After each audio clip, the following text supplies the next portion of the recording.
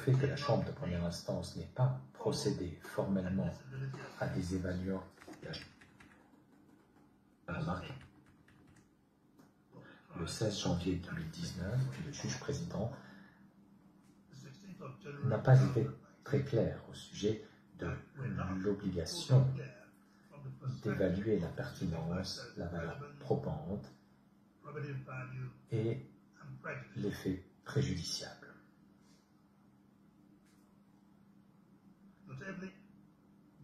Il est à remarquer que le juge président a toutefois affirmé que tous les éléments de preuve qui avaient été produits seraient pris en considération. Il a également fait observer que la majorité avait effectué une analyse plus approfondie des éléments de preuve en l'espèce. En outre, le fait que la Chambre de première instance n'ait pas procédé formellement à des évaluations d'admissibilité ne signifie de toute façon pas que forcément les juges connaissaient moins les éléments de preuve qui leur avaient été présentés pendant le procès. Ils ont affirmé avoir examiné les éléments de preuve et leur conclusion finale était que ceux-ci n'étaient pas suffisants pour poursuivre l'affaire. Il n'est donc pas possible de conclure sur la base de la déclaration du juge Tarfusser du 16 janvier 2019 que la décision du 15 janvier 2019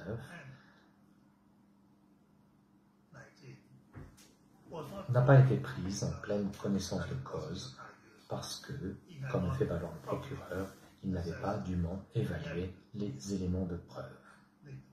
La Chambre d'appel, à la majorité, rejette l'argument du procureur pour les motifs exposés dans son arrêt. Le procureur demande à la Chambre d'appel d'opérer une déduction simplement abusive et spéculative. Il faut partir de la présomption que les juges qui connaissent une affaire dans le cadre d'un procès qui dure parfois plusieurs années développent, à mesure que les éléments de preuve sont produits, une vision de l'affaire reposant sur les principes juridiques qu'il convient d'appliquer. La Chambre d'appel ne peut que rejeter l'argument du procureur lorsqu'il part de l'idée que les juges de première instance ne sont censés commencer à évaluer le dossier qu'une fois que l'intégralité de l'affaire a été présentée. Le procureur n'a donc pas démontré d'erreur à cet égard. Par conséquent, le procureur n'a pas produit d'éléments de preuve qui réfuteraient la présomption d'intégrité et d'impartialité reconnue aux juges de la Chambre de première instance. La Chambre d'appel conclut que le raisonnement développé dans les motifs écrits publiés en juillet 2019 constituait la base de l'acquittement des deux accusés en janvier 2019. L'argument du procureur selon lequel la décision du 15 janvier 2019 n'a pas été rendue en pleine connaissance de cause et par conséquent rejeté par la majorité de la Chambre d'appel, les juges Ibanez et Possa étant en désaccord. J'en arrive aux mesures appropriées. En l'espèce, la Chambre d'appel, à la majorité, n'a relevé aucune erreur qui aurait pu sérieusement entacher la décision de la Chambre de première instance relativement à l'un ou l'autre des deux moyens d'appel soulevés par le procureur. La Chambre d'appel rejette par conséquent l'appel du procureur et confirme la décision de la Chambre de première instance. En outre, la Chambre d'appel rappelle que dans sa décision relative à la demande de Laurent Gbagbo tendant à obtenir le réexamen des conditions de sa mise en liberté, elle a passé en revue et modifié les conditions associées à la mise en liberté de Laurent Gbagbo et Charles Blé Goudet, révoquant certaines d'entre elles et en maintenant d'autres. En conséquence du présent arrêt, la Chambre d'appel révoque toutes les conditions restant à la mise en liberté de Laurent Gbagbo et Charles Blé Goudet. En application de la règle 185.1 du règlement de procédure et de preuve, il est ordonné au greffier de prendre, aussitôt que possible, toutes les dispositions jugées appropriées pour le transfèrement en toute sécurité de Laurent Gbagbo et Charles Blé Goudet vers un ou des États tel qu'envisagé dans cette disposition en tenant compte de l'avis des deux personnes acquittées.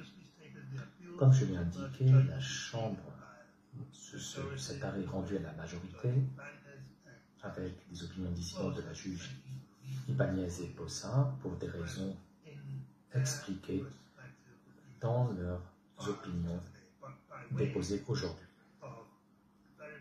Mais je souhaite très brièvement résumer la position de la juge Ibanez, qui est d'avis que la procédure en requête pour insuffisance des moyens à charge n'a pas sa place dans le droit applicable par la Cour.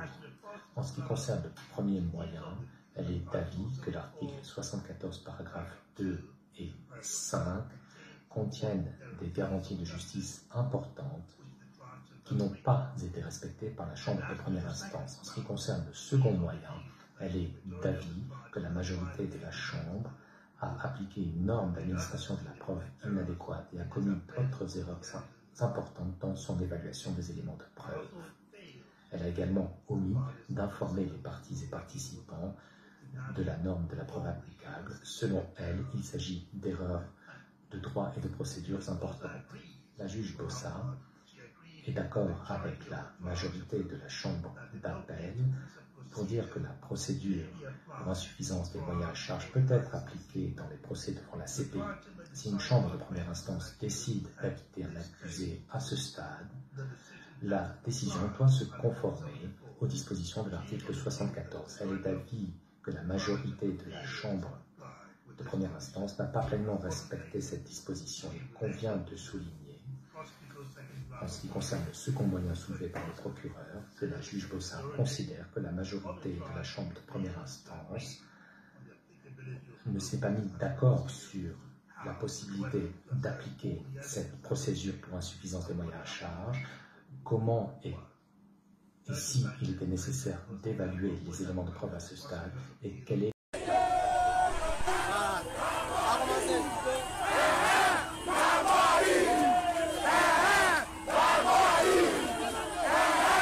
Côte d'Ivoire, Laurent Gbagbo acquitté en appel. La Chambre des appels de la copie a confirmé l'acquittement de Laurent Gbagbo et de Charles Blé Goudé, prononcé en première instance le 15 janvier 2019.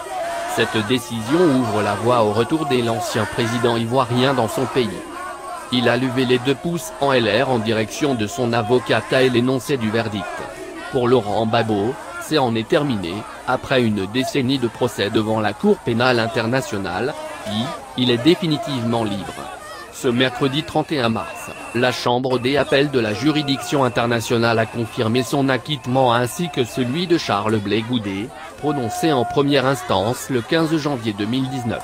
Les 2 hommes étaient accusés de crimes de guerre et de crimes contre l'humanité durant la crise post-électorale de 2010-2011 en Côte d'Ivoire, qui avait fait plus de 3000 morts. La Chambre des appels rejette l'appel du procureur et confirme la décision de la Chambre de première instance, a déclaré le juge nigérian Chilebo Osuji, président de la Chambre et ancien président de la CPI, au terme d'un long exposé d'1 heure, durant lequel il est revenu sur les différentes étapes de la procédure. La Chambre des appels a également décidé de révoquer toutes les conditions de la mise en liberté de Laurent Gbagbo et de Charles Blé Goudé, qui sont désormais libres de leur mouvement. 10 ans presque jour pour jour après le début de cette procédure, cette décision est la victoire de la justice, mais aussi la victoire d'un homme, celle du président Laurent Gbagbo, injustement accusé et qui voit au jour son innocence pleinement reconnue, se félicite son avocat, Emmanuel Alti. Ce 31 mars restera aussi comme une date importante pour la Côte d'Ivoire, car cette décision va dans le sens de la réconciliation nationale. Massés devant l'entrée principale de la Cour, à La Haye, les dizaines de partisans de l'ex-président et de l'ex-leader des Jeunes Patriotes ont laissé exploser leur joie à l'annonce de leur acquittement définitif. Nous y sommes enfin, est-ce enthousiasme Prisca Dibe, venu spécialement de France pour l'occasion. En 2011, nous étions en pleurs quand Laurent Gbagbo est entré à la CPI, car on ne savait pas quand il allait en ressortir. 10 ans plus tard, nous sommes heureux et émus. Et l'heure est venue pour lui de rentrer en Côte d'Ivoire pour participer à la réconciliation nationale. Une décennie de procédure. Après le verdict, Laurent Gbagbo s'est isolé avec son épouse, Nadi Bamba, et ses avocats dans un salon du tribunal. Et l'ancien chef de l'État, 75 ans, affaibli par ses 8 années de détention, était pendu au téléphone mais n'a pas souhaité réagir publiquement. En début d'après-midi, il avait fait son arrivée dans une CPI déserte en raison de la situation sanitaire. Costume cravate sombre, lunettes de soleil sur le nez, il s'était dit confiant quant à l'issue de la procédure. Et avait ajouté, sourire en coin en pénétrant dans le hall principal de la CPI, c'est la première fois que je passe par ici et non par l'entrée des prisonniers. Pour le bureau de la procureure, Fatou Bensouda, qui avait fait appel dès l'acquittement des 2 hommes en septembre 2019, cette décision est un nouveau désaveu cinglant. En janvier 2019, les juges avaient pointé le manque de preuves dès l'accusation, le président de la Chambre allant même jusqu'à évoquer la faiblesse exceptionnelle du dossier de la procureure. Alors qu'elle s'apprête à passer la main au Britannique Karim Khan en juin, nul doute que cette affaire restera comme le principal échec de la magistrate gambienne durant son mandat à l'ACPI. À lire Procès Gbagbo, Emmanuel Alti et Jean-Paul Benoît, 8 années d'un duel des avocats à La Haye. Pour Laurent Gbagbo et Charles Blé Goudé, c'est la fin d'un long combat judiciaire. Après plusieurs années de détention à la prison de Scheveningen, ils avaient été remis en liberté sous condition après leur acquittement en première instance. Contraint de rester à proximité de l'ACPI et de demeurer à sa disposition, et l'ancien chef de l'État s'était installé à Bruxelles, en compagnie de Nadi Bamba, tandis que Charles Blé Goudé avait choisi de rester à La Haye. Le Mioudi de Mama et l'ex-général de la rue avaient ensuite vu leur régime de liberté conditionnelle allégé en mai 2020.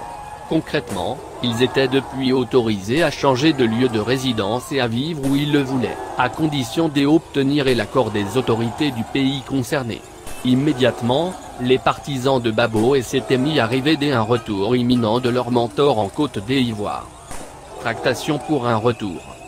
Mais malgré cette volonté affichée de rentrer à Abidjan, le retour de Gbagbo est sans cesse reporté.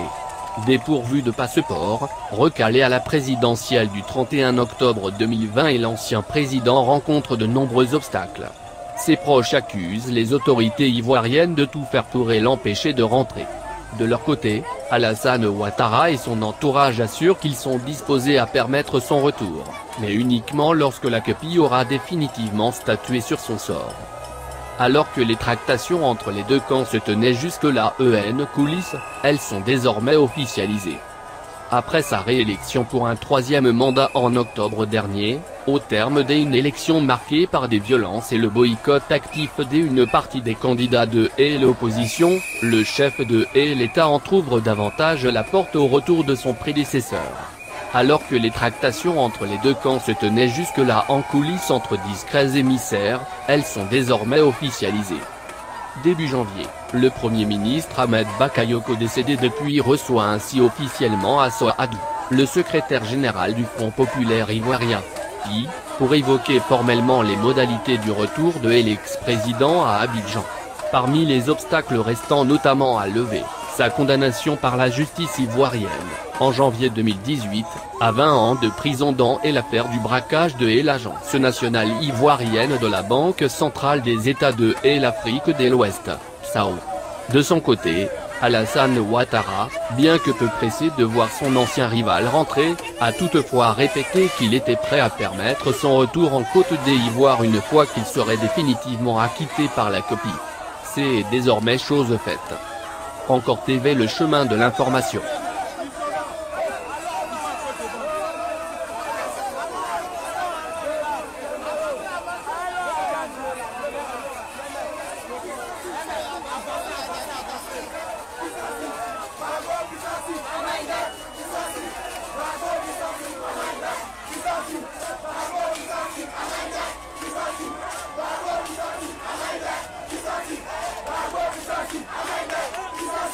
Bravo,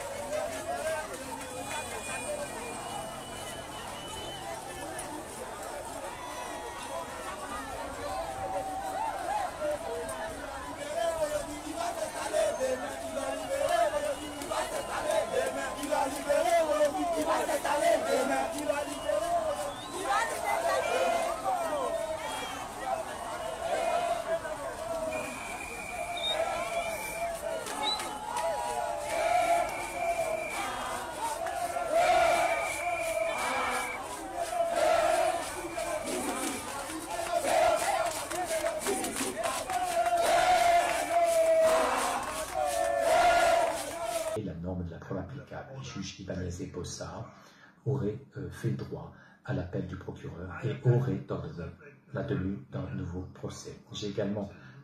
À bientôt pour une prochaine vidéo. N'oubliez pas de vous abonner, liker et partager. Encore TV, le chemin de l'information.